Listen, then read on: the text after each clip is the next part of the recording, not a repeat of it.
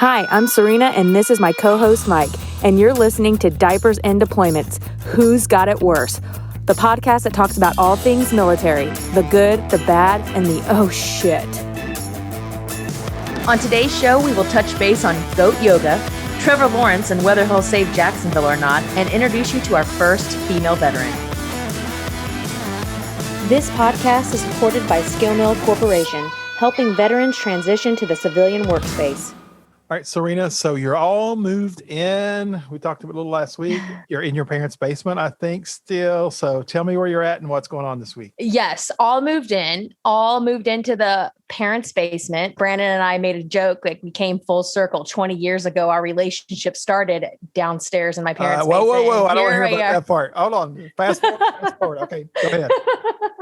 And here we are, moved in. But finally, some good news for the Moyer family. I feel like the past several episodes have been just chaos for us. But my husband is here in Kansas City. He signed his paperwork. He came home on Monday, the 22nd of Feb. So we are officially a family, and he is done with his service to this country. And now he won't retire for another 40 days or so, but He's here in Kansas City and he's scheduling interviews, which is awesome. And we're together. No more long work, as my kids call it. Oh yeah, those long deployments. And I know a lot of our listeners have done that, and they can feel us and they know where we're coming from. And I want to say welcome home to Brandon if he's listening.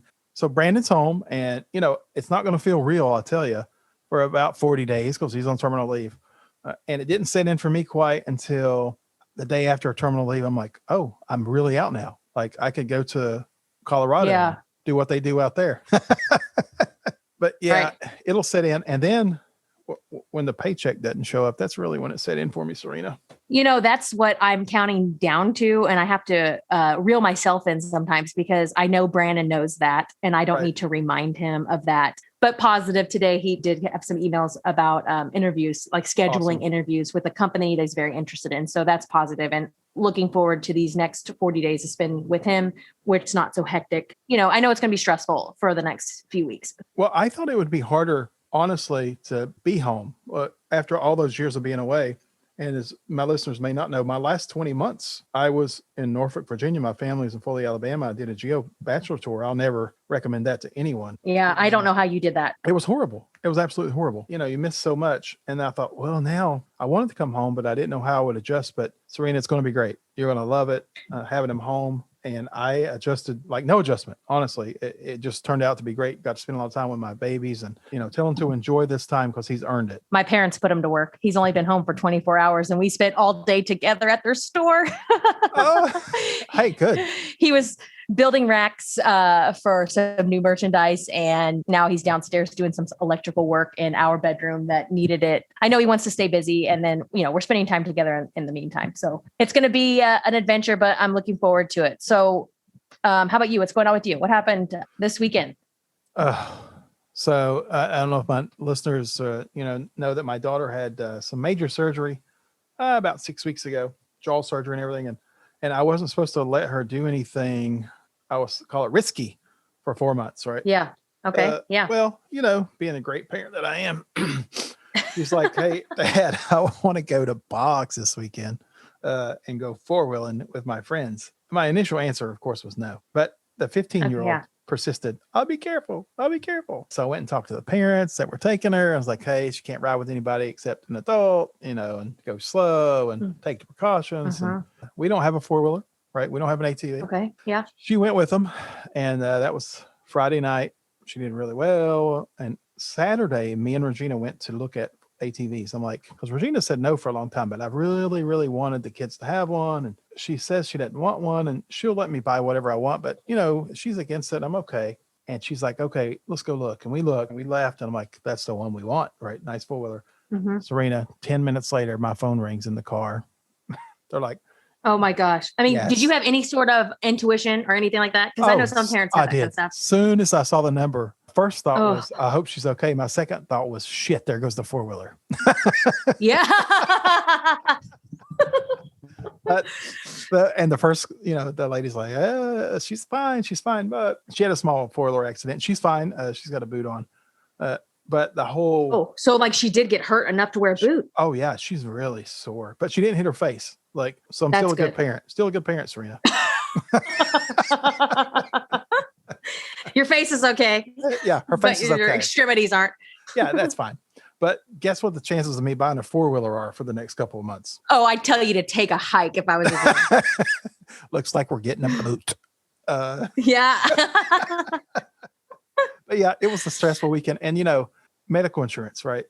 We take it for granted in the military. Yeah. We're on our way to the hospital and the emergency room. And I have 2 people text me and say, hey, if you need a boot, she has to wear a boot because we were worried about her foot. We have them because they're kind of expensive. And I wasn't being mean or sarcastic or anything. My mind automatically went to, it's okay. We have medical insurance, right? Right. I wasn't worried on my way to the hospital about medical insurance. There's a lot of Americans out there who worry about that kind of stuff. Yeah. Yeah. Day to day. And I think a lot of military members take that for granted.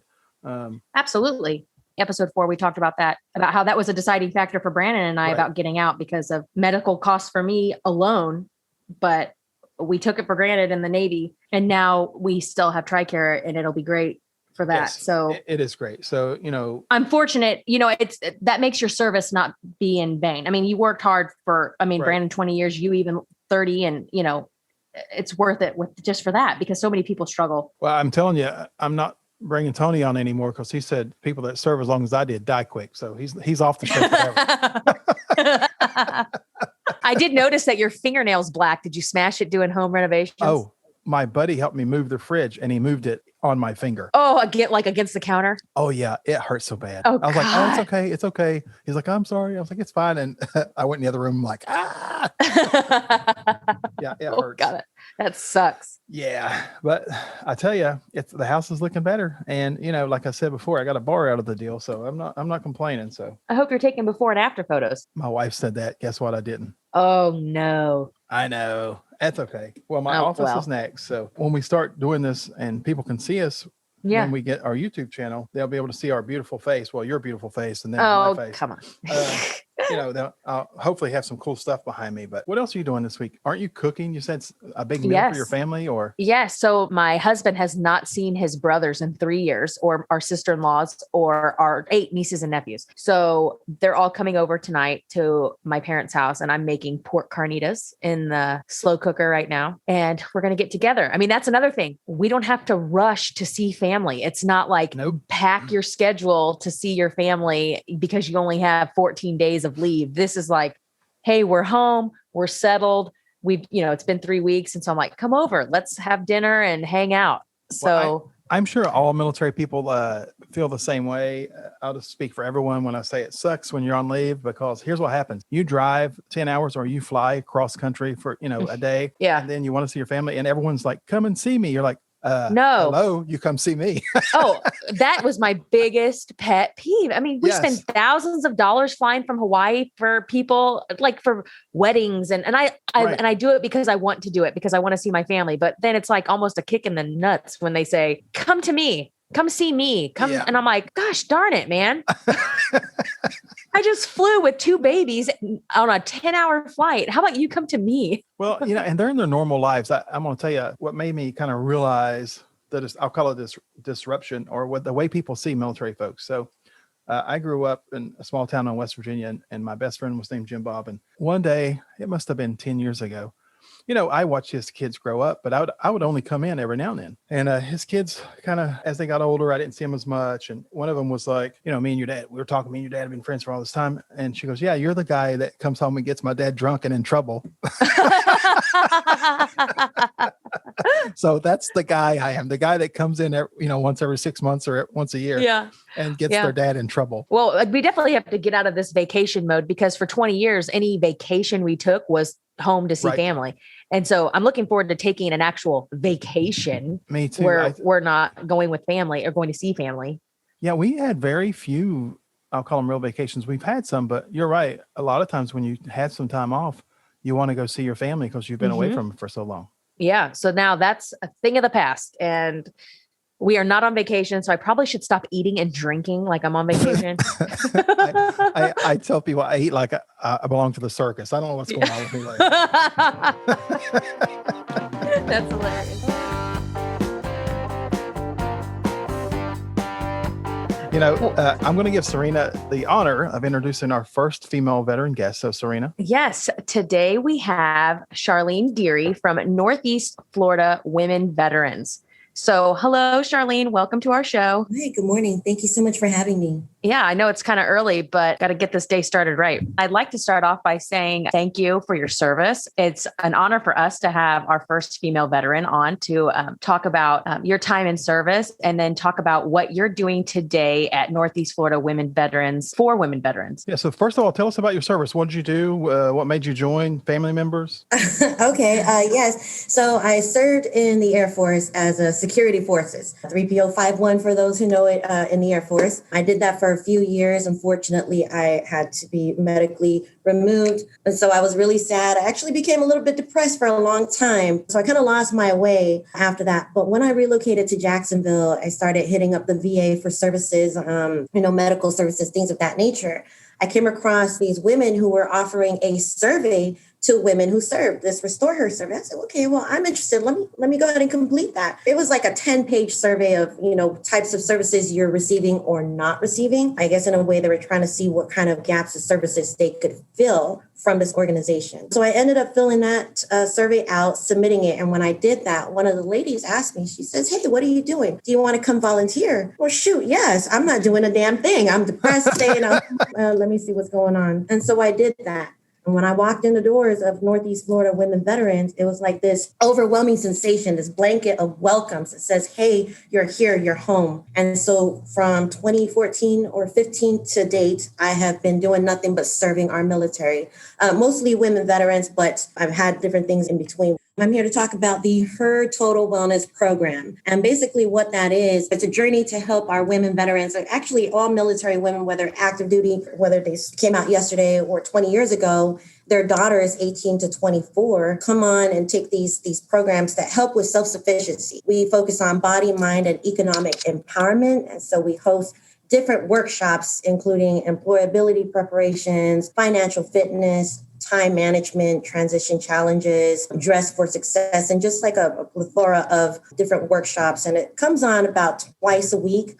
We host a workshop followed by some kind of therapeutic session after that, such as yoga or therapeutic art. And our women are always so grateful for that. And we actually host a full graduation. This has been going on since 2017. And as of today, we are at cohort 18. So we host about 5 workshops a year. Do these have a fee with them, or are they free for veterans? It is absolutely free. The program is funded by a handful of community partners. We have the Florida Blue Foundation, the Disabled Veterans, DVNF, Wounded Warriors, and the SELA Foundation. We also have the Jaguars Foundation in supporting the organization and the program. Now, hold on. Now, I'm a Jacksonville fan, and I don't know if you want them involved because they're not good at anything. Except the draft. They always pick high in the draft. I'm just kidding. No, I worked for them for a little while, years and years ago. I won't date myself, but it is a great organization and they do help out our military. They love our military. I just wish they were better at football. What happens with Trevor Lawrence when he comes on through, okay? Yeah. Oh, I think they're going to take him. I'm looking forward to it. I'm so excited. So how would a woman sign up for one of these 6-week courses? And do you have to be a Florida resident? You do have to be a resident right now for this program in at least one of the counties in Northeast Florida. Okay. And it is something we're working to get throughout the state and eventually throughout the nation. We have active duty members out here. We need them to do something. We have National Guard members, reservists that are just kind of not, they need this. They need this to learn and understand what's out there for them. This program, yes, it gives you these skills and knowledge, but it also gives you access to the multiple resources that women just have no idea are available to them.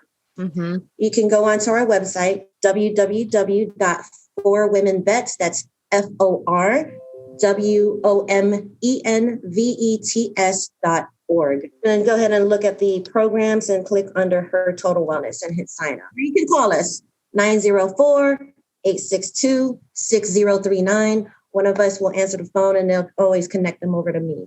Now, Serena may need some of this, wellness stuff. She just moved cross country and now she's trapped in her basement and her husband's home all the time. So she's not in Florida. You think they can make an exception for her? People often forget that our families, our spouses they're essentially soldiers too. They're out there fighting for their soldier who's overseas or even serving here nationally. So I was in submarine force for 26 years and, male dominated. I worked with a few females when I was on shore duty, but very few. And then I went to the hospital community and, lots and lots and lots of females, right? People automatically assume when you ask for a military discount or you go somewhere that the male is the veteran. Yeah. Right? I know. She said, oh. On and on and on and on about. Well, go ahead. And it's any woman you meet, and you don't have to meet them at the hospital. Shoot, 1 in every 3 women walking past you is a woman who served in the military, active duty, National Guard, Reserve. It doesn't matter. She served on the uniform just like her male counterpart. Right. Yeah.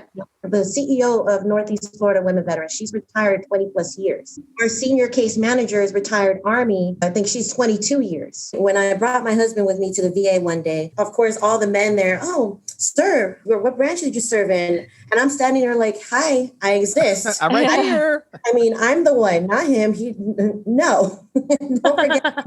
I will tell you that the opportunities for females and males inside the military, there is no difference whatsoever. And I honestly believe that. I believe that everyone in the military, no matter your background, gets an equal opportunity shot to make it. And I don't know how you feel about that, Sharleen. No, I agree. It's just when you come out, it's the perception of the entire nation that you have to be a male to have served and to be considered a veteran. Well, I'd like to give you the opportunity now to give your website and your phone number one more time for people that are interested, and then come back another day for us and talk about the other programs that Northeast Florida Women Veterans offer. Absolutely. I'm happy to do that. Okay. So again, our website is www.forwomenvets.org. That's FORWOMENVETS.org. And just go ahead and highlight programs and click on Her Total Wellness. It's very easy to sign up. Again, you have to be in Northeast Florida. You can reach out to us at 904-862-6039. Thank you so much. I appreciate it. And if you're listening, every state probably has something like this, maybe not as good as yours. But, hop on the Google there and figure it out. Thank you for your service. I know that that's tough as a woman. I appreciate you and thank you for your service. And thank you to all those women that you're helping every day with your program.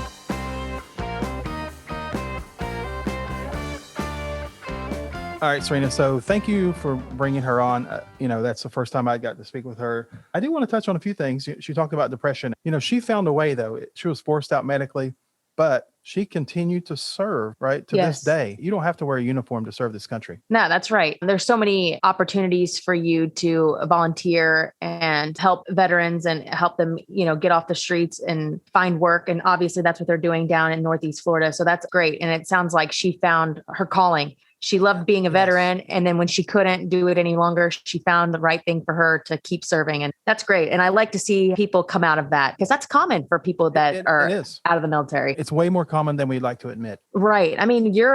You live a certain way for, 4, 6, 10, 20, 30 years, and it becomes such a huge part of your life. You don't know how to, you don't know how to function after. I tell my kids that they live a fake life and like, Dad, I said, you grow up in the military around people that have the same kind of house, the same kind of car, make the same kind of money. We act kind of the same way. We deploy, we go to the commissary and on base. And, when the national anthem plays, we all stop what we're doing. Even at home, I stand up.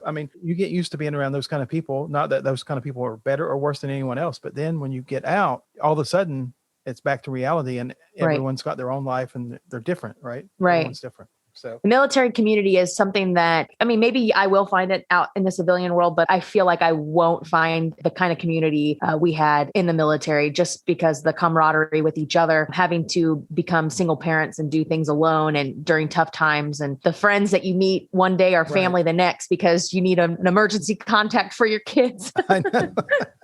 Well, hey, she mentioned yoga, that they offer yoga classes. So I'm going to tell you a funny yoga story. Okay. By the way, I don't do yoga. They tried to get me to do hot yoga one time. You ever heard of hot yoga? I have. I do yoga. I love yoga. It's so good for you. You should try it. No. But anyway. But in your defense, I've never done hot yoga because I don't think I'd be able to breathe. Oh, when they raise the room to 104 and then I don't know, then you're people stretches. I think sometimes people think yoga is just like just sitting there and sitting Indian style with your hands on your legs and whatever, but you get in some of those positions and it's hard and you're breathing hard because you do yoga flows and it's tough work. And I know people try to make fun, and I don't know if you've heard of goat yoga. Have you seen that? Serena, that sounds dirty. Well, it is because you're like in a pasture or a barn or a field with a bunch of goats, and like you'll be in a yoga pose on the ground, and a goat can just like jump up on top of you like it's climbing up on a rock. Family show. No, for real.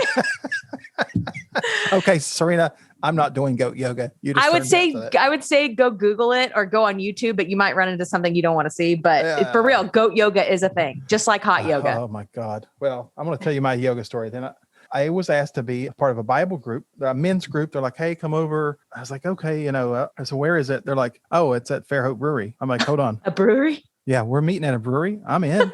And there's nothing wrong with having a beer. So no. Anyway, I agree. But then when I get there, so the men's Bible group is sitting at this table having a beer, and right across the room, they're doing a yoga class for girls. Oh, that's funny. Was that a coincidence? Guess who likes Bible group now? Yeah.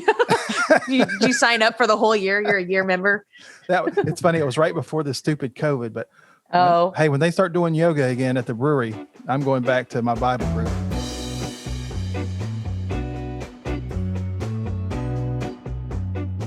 All right, Serena. So my wife's got a smile on her face because this week I agreed to try something new as far as drinking goes. Yeah. She's not going to tell me what it is until you were on the phone. So are you ready? I'm ready. All right, Regina, hand it to me. Oh my God. Are you sure I agreed to this? She said yes. She's shy.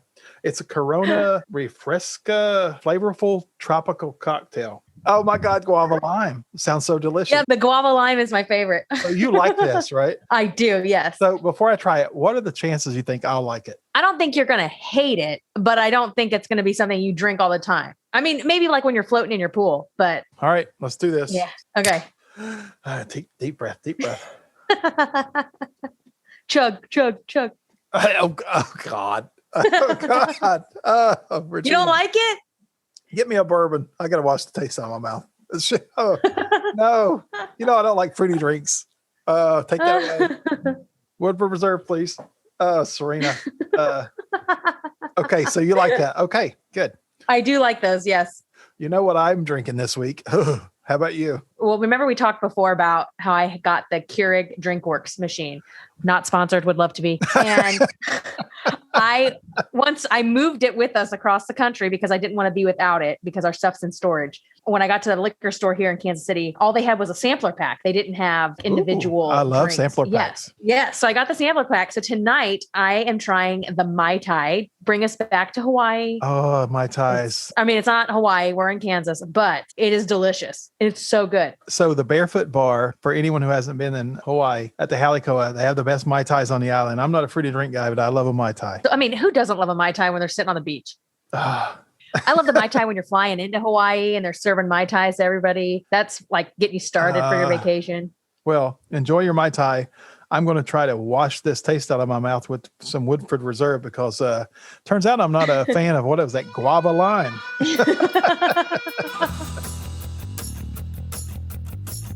Thanks for listening to this episode of Diapers and Deployments brought to you by Skill Mill. Go to skillmill.com to check out our blog and create an account. You can also find us on social media.